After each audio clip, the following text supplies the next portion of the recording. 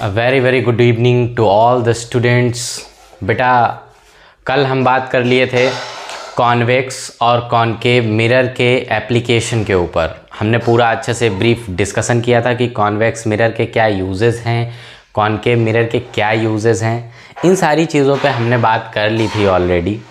अभी जो हमारा फर्दर डिस्कशन है, और एक चीज़ और इम्पॉर्टेंट बात है कि मिरर फार्मूला भी हो गया था बेटा, है ना। मिरर फार्मूला भी कंप्लीट हो गया था और लीनियर मैग्नीफिकेशन भी कंप्लीट हो गया था।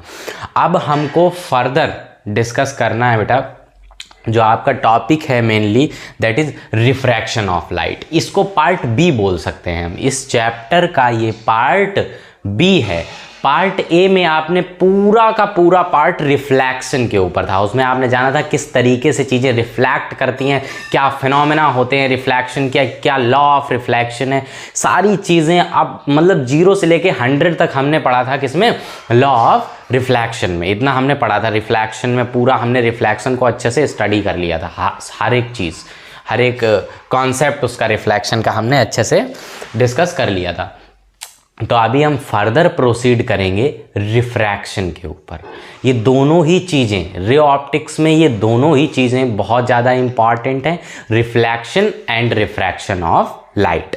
कि लाइट का रिफ्लेक्शन क्या है और रिफ्रैक्शन। सीधी सी बात है, रिफ्लेक्शन में मैंने आपको बताया था कि अगर लाइट रे, रिफ्लेक्शन में मैंने आपको बताया था अगर लाइट रे किसी भी मीडियम पे इंसिडेंट होती है तो वो उसी एंगल से क्या हो जाती है बेटा, रिफ्लैक्ट हो जाती है।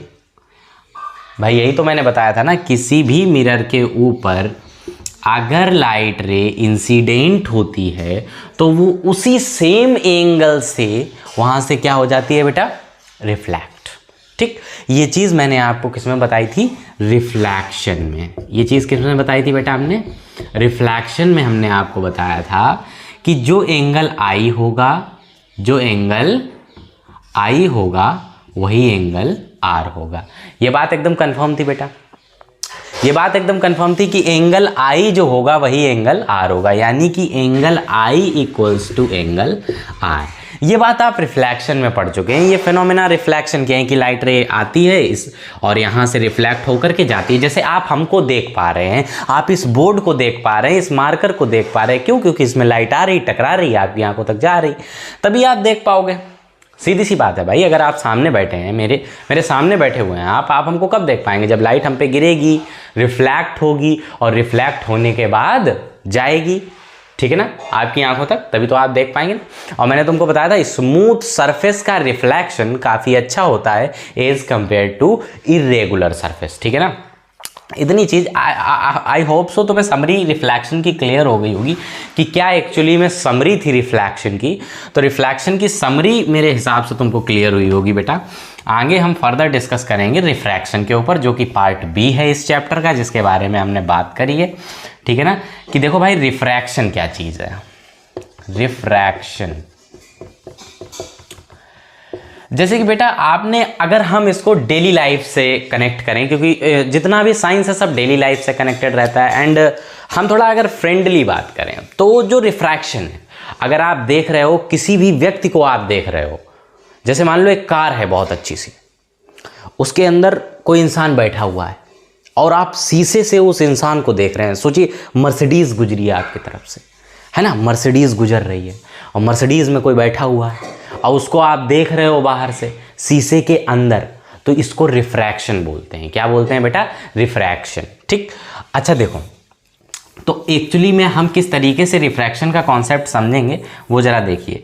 Refraction is the phenomena, refraction is the phenomena,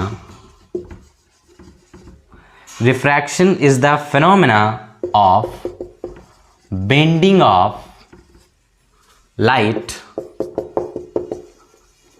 Refraction is the phenomena of bending of light as it passes from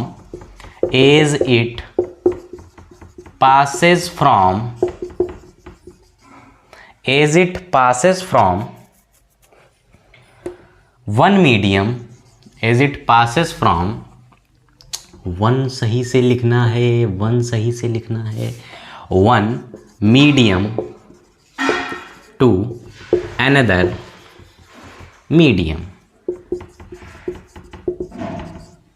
ठीक है भैया, अब इसको समझने के लिए सबसे पहले हमको क्या करना पड़ेगा, इसका फिगर बनाना पड़ेगा, क्योंकि भैया फिगर बहुत इंपॉर्टेंट है। हम तुमसे हमेशा कहते हैं फिगर बिना कुछ होगा नहीं, तो फिगर भाई बहुत इंपॉर्टेंट है, हर चीज़ में फिगर इंपॉर्टेंट है। ठीक, देखो जरा ध्यान से समझो बेटा, रिफ्रैक्शन को हम समझते हैं। ठीक है, रिफ्रैक्शन को हम बहुत ही आसानी से समझेंगे। ठीक है भाई, देखो ये जो मीडियम है ये रेयरर मीडियम है। कैसा है बेटा, रेयरर। और ये जो मीडियम है ये है डेंसर। ठीक है ना, ये मीडियम कैसा है बेटा, रेयरर, और ये मीडियम कैसा है, डेंसर। यानी कि देखो जब कभी भी लाइट रे एक मीडियम से दूसरे मीडियम में जाएगी तो वो बेंड हो जाएगी। क्या हो जाएगी बेटा, बेंड हो जाएगी, यानी कि झुक जाएगी। जैसे कि मान लो लाइट रे मीडियम, ये मीडियम क्या है 1, मान लो ये क्या है, मीडियम 1 है, ये मीडियम 2 है। ठीक, ये मीडियम 1 है और ये मीडियम 2 है। अब यहां से लाइट रे गुजरेगी इस तरीके से, सीधी बनाएंगे हम लोग, बिल्कुल स्ट्रेट लाइन। ये तो यहां से लाइट रे गुजरेगी, जब यहां पे जाएगी तो बेटा क्या हो जाएगी, बेंड हो जाएगी लाइट रे। क्या हो जाएगी, बेंड। अब देखो जब डेंसर मीडियम में लाइट रे पहुंची तो लाइट रे क्या हो गई, अपने आप में बेंड हो गई। बेंड होने का रीजन क्या था, हर एक चीज के पीछे कोई ना कोई लॉजिक जरूर लगा होता है बेटा। बिना किसी लॉजिक के कोई भी फिनोमेना होना पॉसिबल नहीं है। तो रिफ्रैक्शन में हमने पढ़ा, refraction is the phenomena of bending of light as it passes from one medium to the another medium. Refraction क्या है, एक वो फिनोमेना है, एक मीडियम से जब लाइट रे दूसरे मीडियम में जाती है तो वो बेंड हो जाती है। लेकिन रिफ्लेक्शन में ऐसा कुछ नहीं था। रिफ्रैक्शन में लाइट रे क्या हो जाएगी, बेंड हो जाएगी। किधर तरफ, टुवर्ड्स द नॉर्मल, यानी कि नॉर्मल की तरफ। नॉर्मल की तरफ क्या हो जाएगी बेटा, बेंड हो जाएगी। जब लाइट रे एक मीडियम से दूसरे मीडियम में जाएगी तो नॉर्मल की तरफ क्या हो जाएगी, बेंड हो जाएगी। अच्छा ऐसा क्यों हुआ, लॉजिक क्या है इसके पीछे का, देखो जैसे हमने तुम्हें बताया शीशे से अगर आप शीशा लगा हुआ है बीच में, समझिए बीच में ये शीशा लगा हुआ है और आप उधर तरफ किसी व्यक्ति को देख रहे हैं, ग्लास लगा है, ग्लास से अगर आप किसी दूसरे व्यक्ति को, बाहर वाले व्यक्ति को देख रहे हैं तो उसमें क्या हो जाएगा, रिफ्रैक्शन ही तो होगा। अगर आप किसी मिरर के सामने खड़े हैं, अपना चेहरा देख रहे हैं तो उसको रिफ्लेक्शन बोलते हैं। लेकिन अगर आप किसी ग्लास के सामने खड़े हैं, ठीक है ना, सोचिए आप किसी मॉल में गए हैं, अच्छे से मॉल में, और शीशा लगा हुआ है, अंदर आप किसी को जो है अच्छी तरीके से देख रहे हैं, ठीक है ना, तो उसको हम क्या बोलेंगे भाई, रिफ्रैक्शन बोलेंगे। और आपकी नजरें हट नहीं रही वहां से, क्योंकि अट्रैक्टिव फोर्स है ना, और आप समझते हैं क्या अट्रैक्टिव फोर्सेस होते हैं, ठीक है ना।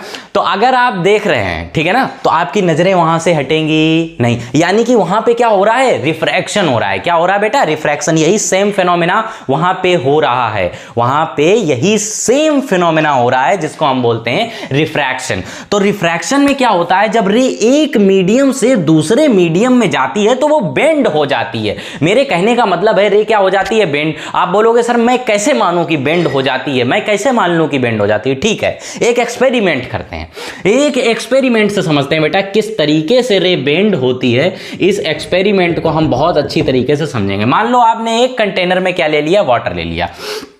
क्या ले लिया भाई, वाटर। अरे हाँ ना तो बोला करो यार, क्या ले लिया भाई, वाटर ले लिया। ठीक, अब इस कंटेनर में हमने वाटर लिया है, यानी कि इस कंटेनर को हमने वाटर से क्या कर दिया है बेटा, फिल। अब जब हमने इस कंटेनर को वाटर से फिल कर दिया, फिर हमने इसमें एक स्टिक डाली, इस तरीके से ऑब्लिकली, ठीक है, ऑब्लिकली मैंने एक स्टिक इसमें पुट करी। ठीक, एक स्टिक मैंने इसमें इस कंटेनर में एक्चुअली में डाल दी।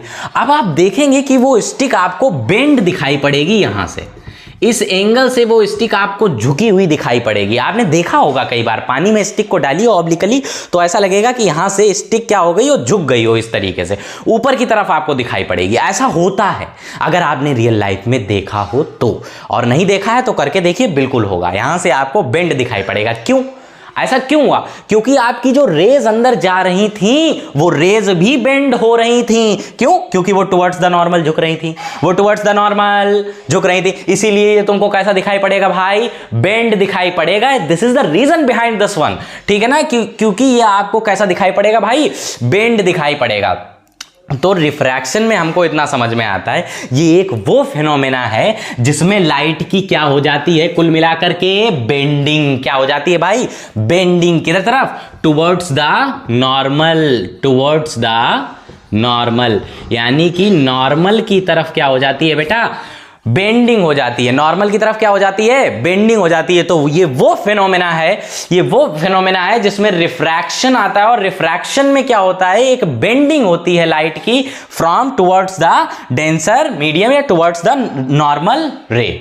ठीक है ना बेटा, इतनी बात तुमको समझ में आती है कि रिफ्रैक्शन किस तरीके से काम करता है। ठीक है, अब जैसे रेयरर मीडियम से डेंसर मीडियम की तरफ रे जा रही है तो वो क्या हो जाएगी, बेंड।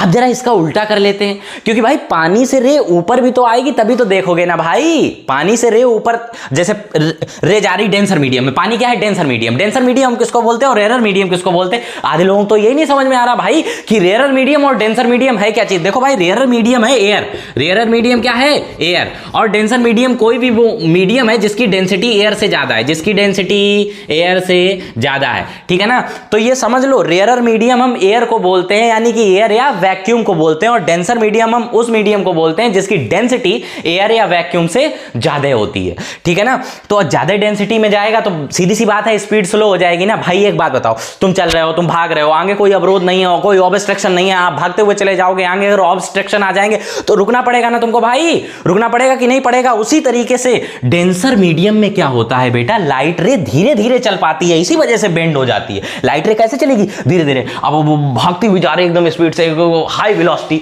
है ना, और यहां पे लगा दोगे डिस्क ब्रेक एकदम से, है ना, तो लगाओगे ना। ठीक, देखो तो यहां क्या हो जाएगी, टुवर्ड्स द नॉर्मल बेंड हो जाएगी, ये रीजन होता है। अच्छा, अब अगर डेंसर से रेयरर की तरफ पहुंचाएंगे, अब हम उल्टा करेंगे। देखो जरा थोड़ा सा देखते हैं, समझते हैं, क्योंकि भाई रे रिवर्स भी तो होगी ना, तो उसको भी तो हमको समझना पड़ेगा ना भाई।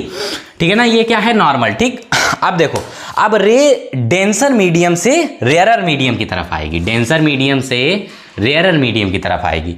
अब जब डेंसर मीडियम से रेयरर मीडियम की तरफ रे आएगी तो ये क्या होगी बेटा, अवे द नॉर्मल हो जाएगी। कैसी हो जाएगी, अवे द नॉर्मल। कुछ ज़्यादा ही अवे कर दी हमने, थोड़ी सी अवे करनी है यार, ये ड्राइंग नहीं अच्छी है, बस एक पार्ट हमको अपना मजबूत करना है, ड्राइंग। देखो ये कौन सा मीडियम है भाई, रेयरर। ये कौन सा मीडियम है, डेंसर। ठीक है ना, अब मान लो पानी से हवा की तरफ आ रही है, रे किधर तरफ आ रही, पानी से हवा की तरफ, यानी रेयरर से डेंसर की तरफ डेंसर से रेयरर की तरफ आ रही। तो अब इस केस में क्या हो रहा था, जब ये डेंसिटी ज्यादा वाले मीडियम में जा रही थी तो झुक रही थी, और डेंसिटी अगर ज्यादा वाले मीडियम, अब यहां पे तो डेंसिटी कम है तो ये आसानी से चलेगी, तो आसानी से चलेगी तो झुकेगी थोड़ा ना, अवे द नॉर्मल हो जाएगी। क्या हो जाएगी बेटा, away the normal, away the normal, normal से हट जाएगी। ठीक है ना, नॉर्मल से दूर हो जाएगी, और जब डेंसर में जाएगी तो पास आ जाएगी, जब रेयरर में आएगी तो दूर हो जाएगी। इतनी बात तुमको समझ में आती है कि नहीं। ठीक है ना, कि भाई जब डेंसर से कोई रे जाएगी रेयरर की तरफ तो वो दूर हो जाएगी। इसका एक स्पेसिफिक रीजन है बेटा, हाई डेंसिटी से आप लो डेंसिटी की तरफ जाएंगे तो आपको सीधी सी बात है, सोचो आपको किसी ने पकड़ा हुआ है, ठीक है ना, और उसने आपको एकदम से छोड़ा, बहुत मार रहा है और एकदम से उसने छोड़ा, तो भागोगे ना स्पीड से। तो उसी तरीके से ये रे है, इसको डेंसिटी ज्यादा मिल रही है, यहाँ पे इसको निकलने की जगह ही नहीं मिल रही है, और जैसे ही जगह मिलेगी तो तुरंत भागेगी ना, तो अवे द नॉर्मल चली जाएगी। किधर तरफ चली जाएगी भाई, अवे द नॉर्मल। तो हमेशा याद रखो, जब रेयरर मीडियम से डेंसर मीडियम की तरफ जाएगी तो टुवर्ड्स द नॉर्मल हो जाएगी, जब डेंसर मीडियम से रेयरर मीडियम होगी तो अवे द नॉर्मल हो जाएगी। इतनी बात तुमको समझ में आती बेटा। तो रिफ्लैक्शन का जो फिनोमेना है वो तुमको क्लियर हो गया होगा कि रिफ्लैक्शन का फिनोमेना क्या है। आप किसी भी ग्लास से इधर से उधर देखते हैं, कांच से इधर से उधर देखते हैं, तो बेटा वो रिफ्रैक्शन ही होता है। रे क्या हो जाती है, पास हो जाती है दूसरे मीडियम में, दूसरे मीडियम में रे क्या हो जाती है, पास। लेकिन रिफ्लेक्शन में ऐसा नहीं होता है बेटा। रिफ्लैक्शन में कभी भी रे एक मीडियम से दूसरे मीडियम में पास नहीं होती। क्यों? क्योंकि भाई शीशे में दिखाई पड़ता है ना, अगर शीशे में देखते हो तो आपकी खुद की इमेज दिखाई पड़ती है, आपकी इमेज उधर तरफ थोड़ा ना चली जाती है, क्योंकि उधर तो पीछे तरफ कोटिंग होती है ना, तो कैसे चली जाएगी। लेकिन ग्लास में ऐसा होता है, ग्लास में ऐसा किस वजह से होता है, क्योंकि ग्लास जो होता है वो पूरा रिफ्रैक्टिंग सरफेस होता है, उसमें एक तरफ से दूसरी तरफ लाइट चली जाती है, तो आप इधर खड़े हुए मतलब इधर खड़ा हुआ व्यक्ति उधर खड़े हुए व्यक्ति को आसानी से देख सकता है। तो इसी को हम क्या बोलते हैं, रिफ्रैक्शन बोलते हैं। आप अगर किसी भी व्यक्ति को एक ग्लास के थ्रू देख रहे हैं, इधर खड़े हुए व्यक्ति को आप उधर से देख रहे हैं ग्लास से, मान लो हम यहाँ पे खड़े हैं और बीच में ग्लास लगा हुआ है, हमको कोई वहां से देख रहा है, तो उसको हम क्या बोलेंगे, रिफ्रैक्शन। क्या बोलेंगे बेटा, रिफ्रैक्शन। क्योंकि लाइट रे आई और वहां से वापस नहीं चली गई, वो यहां तक आई और फिर वापस गई, यानी कि शीशे को पार करके आई, तो उसको क्या बोलेंगे, रिफ्रैक्शन। तो रिफ्रैक्शन में रे पार कर जाती हैं और रिफ्लेक्शन में रे पार नहीं करती हैं, ठीक है ना। और जब रे पार करेगी तो बेंडिंग हो जाएगी। क्या हो जाएगी, बेंडिंग। क्योंकि रे देखो जैसे मान लो ये ग्लास लगा हुआ है, ठीक, यहां पे एक व्यक्ति खड़ा है इस तरीके से और एक व्यक्ति खड़ा है यहां पे इस तरीके से, ठीक है ना। एक व्यक्ति खड़ा है यहाँ पे इस तरीके से और एक व्यक्ति खड़ा है इस तरीके से।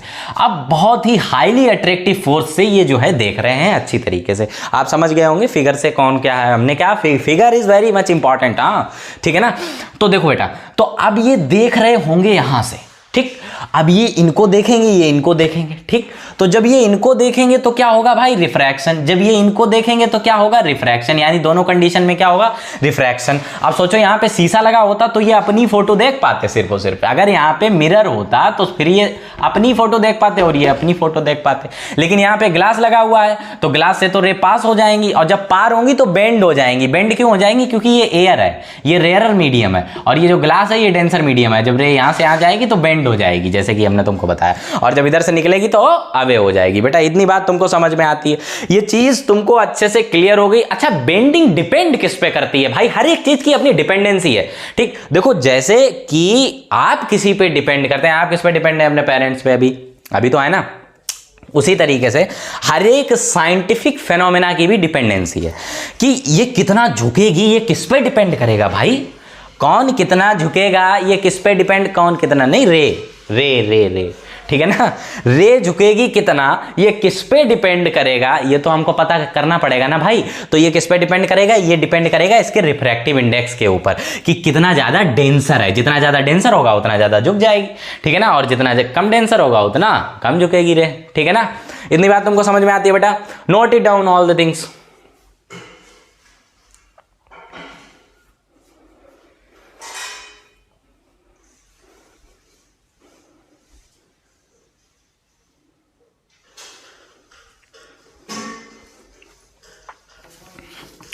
ओके,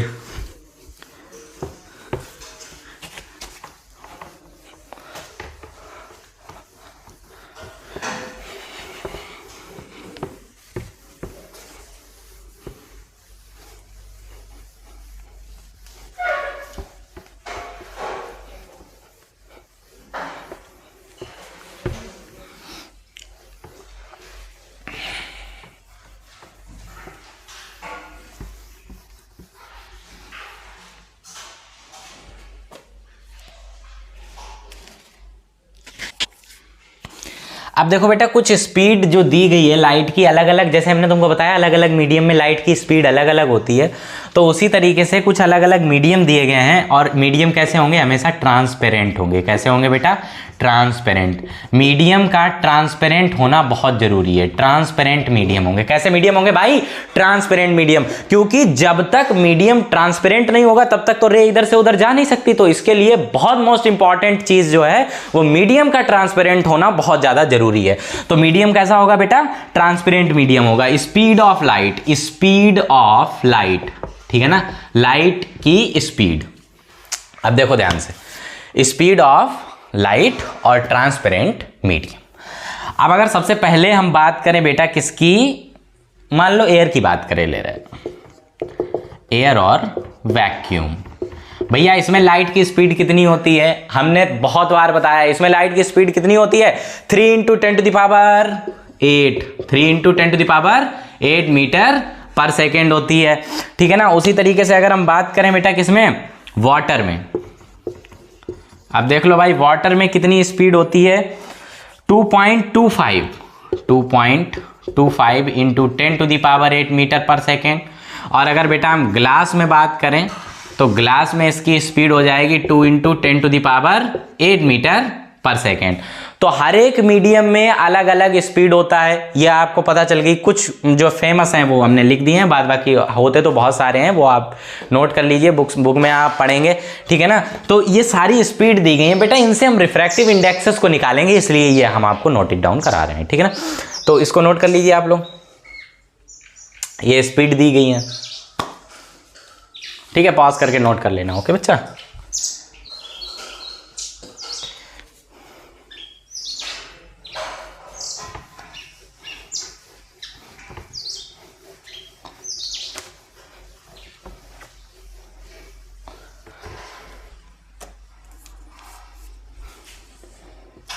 अब समझेंगे हम refractive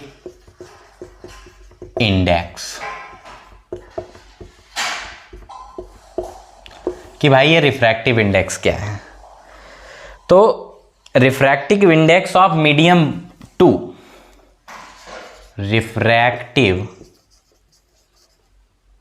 refractive index of medium 2 with medium 1, refractive index of medium 2 with medium 1 is the ratio of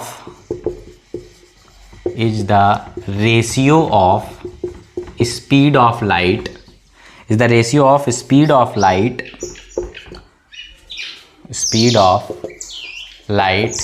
in medium 1 to the speed of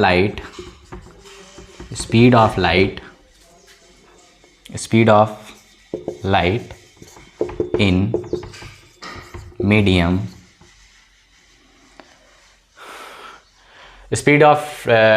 is the ratio of speed of light in medium 1 to the speed of light in medium 2।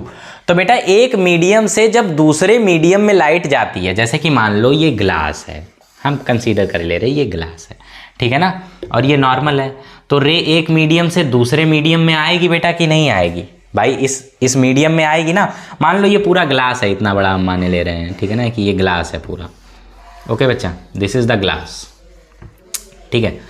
अब इस medium में जब रे आएगी, ये normal है, ठीक है ना, और ये इंसिडेंट रे है और वो रिफ्रैक्टेड रे है, ठीक।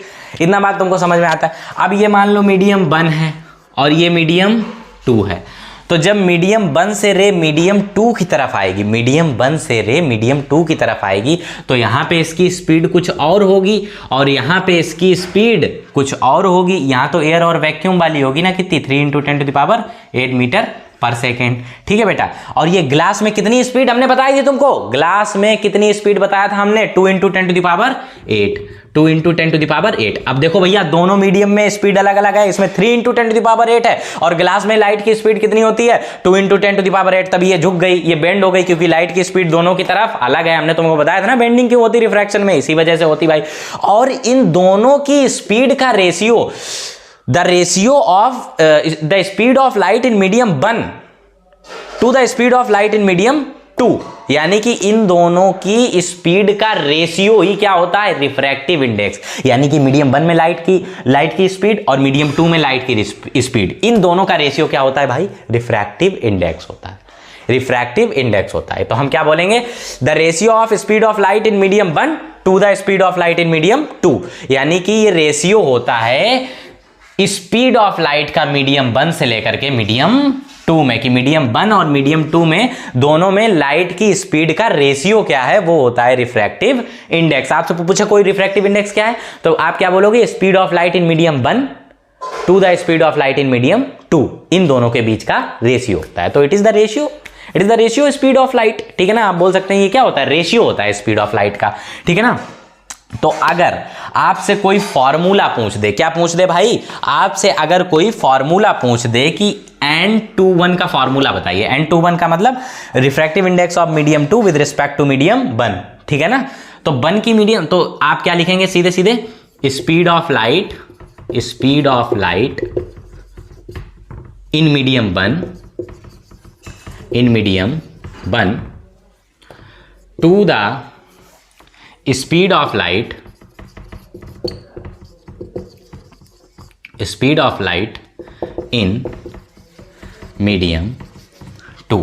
ठीक है ना। तो बेटा क्या होता है, speed of light in medium 1 से लेकर के speed of light in medium 2।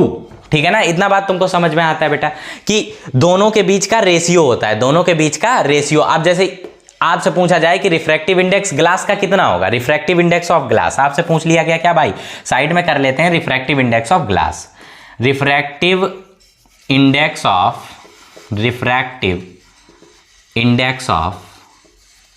Glass,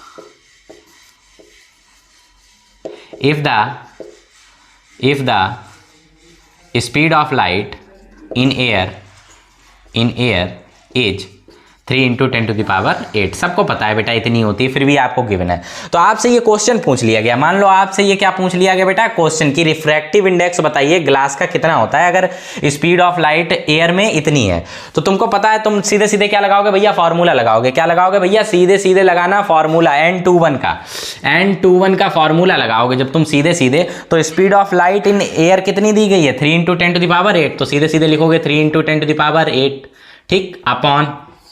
अब एक बात बताओ, एक बात ध्यान से समझना बेटा, इसमें कितनी दी गई है, ग्लास में ही तो पूछा गया है ना। तो ग्लास में तो हमको पता है ना कितनी दी जाती है, ग्लास में कितनी होती है स्पीड ऑफ लाइट। वैसे तुमको दी जाएगी, गिवन होगी, बट फिर भी हमने नहीं दिया है यहाँ पे। तो स्पीड ऑफ लाइट ग्लास में कितनी होती है, 2 × 10⁸।